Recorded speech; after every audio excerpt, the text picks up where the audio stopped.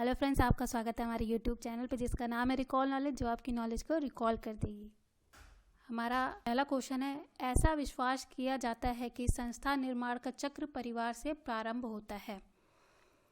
इसका कारण है, आधुनिक परिवार संस्था विहीन है। इसका सही उत्तर है पहला सही है, किंतु इसका कारण गलत है। ऐसा विश्वास किया जाना कि संस्था निर्माण का चक्र परिवार से प्रारंभ होता है, ये बिल्कुल सही कथन है। विशेष विवाह अधिनियम 1954 में हिंदू विवाह के किस एक प्रावधान को प्रभावित करती है? तो ये अंतर्विवाह संबंधी प्रावधान है। इसके अंतर्गत आप किसी अन्य धर्म के व्यक्ति से भी विवाह कर सकते हैं। क्रय की गई स्त्री के साथ विवाह करना कहा जाता है या असुर विवाह कहा जाता है। मनुस्मृति में 8 प्रकार के विवाह बताए गए हैं: ब्रह्म विवाह, देव विवाह, आर्ष विवाह, प्रजापात्य विवाह और 4 ऐसे विवाह बताए गए हैं जो अस्वीकृत हैं, जैसे गंधर्व विवाह, असुर विवाह, राक्षस विवाह और पिशाच विवाह। एक पिता अपनी पुत्री को एक योग वेद पारंगत सद चरित्र व्यक्ति को विभिन्न संस्कारों के माध्यम से दान करता है। दूसरा है देव विवाह। इसमें यज्ञ करने वाले पुरोहित को ही पुत्री दान की जाती है। आर्ष विवाह, दामाद उपहार में वधू प्राप्त करने से पहले वधू के पिता को एक जोड़ा बैल या गाय प्रदान करता है। प्रजापात्य विवाह, इसमें पिता सम्मान पूर्वक एक व्यक्ति को घर बुलाकर अपनी पुत्री को उपहार में देता है और दंपति को धर्म पालन का उपदेश देता है। अब आते हैं अस्वीकृत विवाह, जो 4 हैं। गंधर्व विवाह, ये प्रेम विवाह कहलाता है। असुर विवाह या एक प्रकार का क्रय विवाह है। मनु ने इसे अवैध माना है, किंतु वैश्याओं और शूद्रों के संबंधों में वैध माना है। 7 है राक्षस विवाह, अपहरण द्वारा किया गया विवाह और मनुस्मृति में इसे वैध माना गया है, जैसे श्री कृष्ण रुक्मिणी विवाह। पिशाच विवाह, सोई हुई स्त्री, नशा की गई स्त्री के साथ बलात्कार के बाद किया गया विवाह पिशाच विवाह कहलाता है। इसमें ध्यान रखने वाली बात यह है कि मनुस्मृति में असुर और पिशाच विवाह को अवैध तथा राक्षस विवाह को वैध माना गया है और सबसे अच्छा विवाह ब्रह्म विवाह को माना गया है। परिवार के अध्ययन के लिए स्थान, कार्य और लोक का सूत्र स्थापित करने वाले ये थे फ्रेडरिक लीपले। परिवार संबंधित विभिन्न विचारकों के मत हैं, जैसे रॉबर्ट लावी ने केंद्रीय परिवार को सार्वभौमिक संस्था कहा है। लेवी स्ट्रास ने परिवार को बनाए रखने के लिए सबसे बड़ा योगदान आर्थिक सहयोग को माना है। IP देसाई ने परिवार का मुख्य आधार भावनात्मक लगाव को माना है। इसी प्रकार आप पढ़ सकते हैं। यहाँ देखिए फ्रेडरिक लीपले के और कई कथन हैं, जैसे कि पितृसत्तात्मक परिवार, अस्थायी परिवार फ्रेडरिक लीपले का है और स्तंभ परिवार भी फ्रेडरिक लीपले का है। स्थान, कार्य तथा लोक के आधार पर लीपले ने परिवार की व्याख्या की है।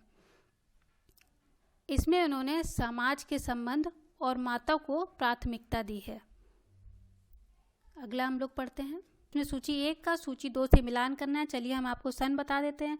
विशेष विवाह अधिनियम 1956, हिंदू विधवा पुनर्विवाह अधिनियम 1856, हिंदू उत्तराधिकार अधिनियम 1956, दहेज निरोधक अधिनियम 1961।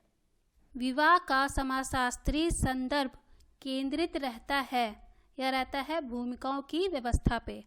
जब आप भूमिका पढ़ेंगे, परिस्थिति और भूमिका पढ़ेंगे, तो वहाँ पे आपको ये पढ़ने को मिल जाएगा, क्योंकि जब 2 लोगों का विवाह होता है तो एक पुरुष अपने पति होने की भूमिका निभाता है और स्त्री अपनी पत्नी होने की भूमिका निभाती है, और 2 परिवारों का जब मिलन होता है तो वो अपनी अपनी भूमिका निर्वाह करते हैं। जब आप गॉफमैन पढ़ेंगे तो भूमिका निर्वाह की जो अवधारणा है वो गॉफमैन ने दी थी।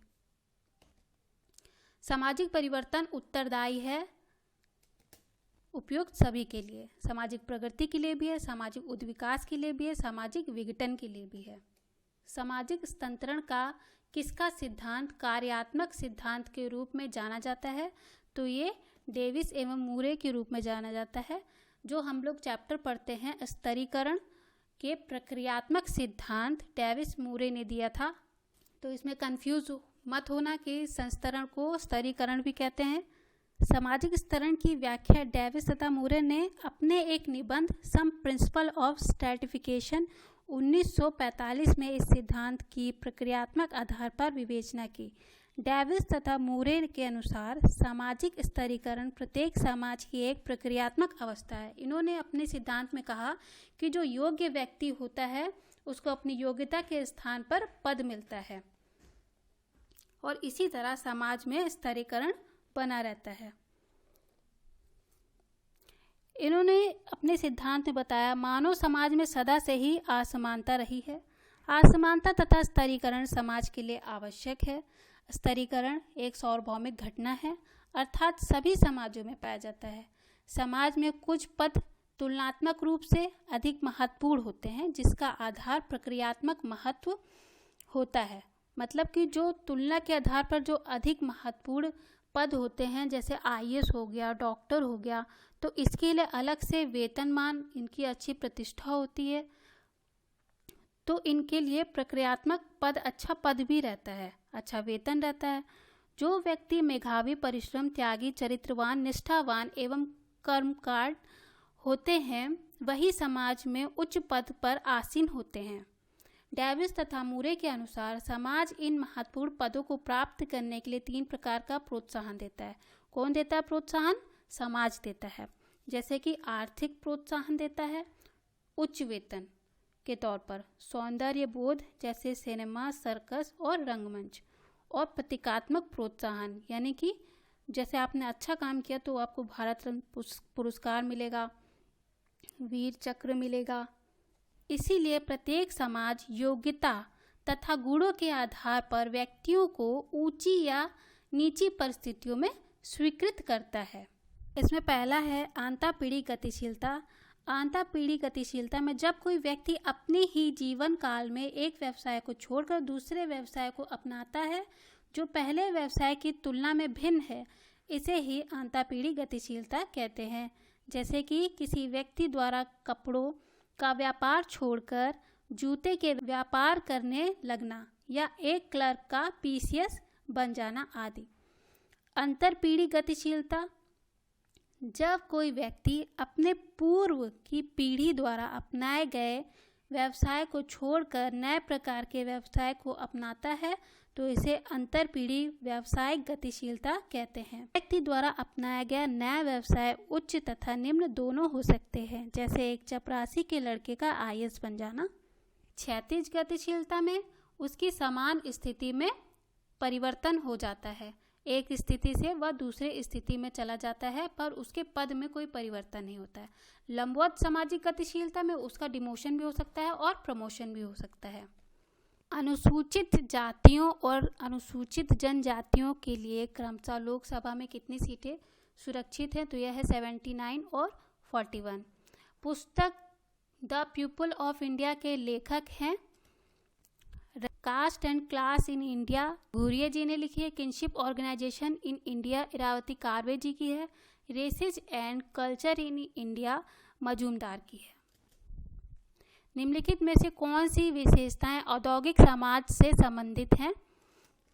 तो यह है पहली, दूसरी, अधिकतम उत्पादन और विशेषीकरण। यहाँ सूची 1 का सूची 2 से मिलान करना है। ऑप्शन है प्रजातीय सिद्धांत। यह सिद्धांत डॉक्टर GS घुरिया, हार्बर्ट रिजले तथा DN मजूमदार द्वारा प्रस्तुत किया गया है।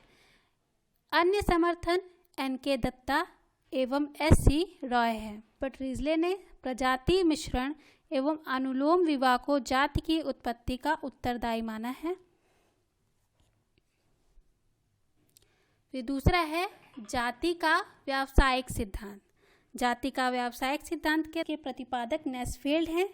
नेस्फील्ड ने व्यवसाय और केवल व्यवसाय को ही जाति प्रथा की उत्पत्ति के लिए उत्तरदायी माना है।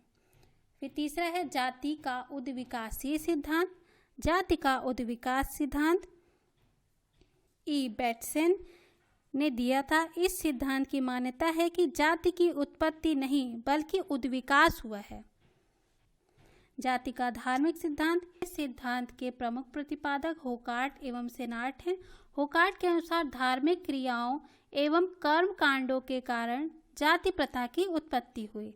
सेनार्ट ने भोजन, विवाह एवं सहवास से संबंधित निषेधों को जाति की उत्पत्ति के लिए उत्तरदायी माना है। Message and culture of India नामक पुस्तक के लेखक D.N. मजूमदार है। निम्नलिखित में से कौन सा युग्म सुमेलित नहीं है? तो इसमें the holy family, Max Weber सुमेलित नहीं है। किसी भी समाज के किसी सामान्य सदस्य से अपेक्षित विश्वास और व्यवहार के समरूप कहलाता है सांस्कृतिक गुण। सोरोकिन ने संबंधों को 3 प्रकार में विभक्त किया है। निम्नलिखित में से कौन सा एक उनकी सूची में नहीं है? तो इसमें परिवार नहीं है। काम्टे एक नई सामाजिक व्यवस्था का निर्माण निम्नलिखित में से किनके आधार पर करना चाहते थे? तो वह है नैतिक एकता और मानवता का नया धर्म।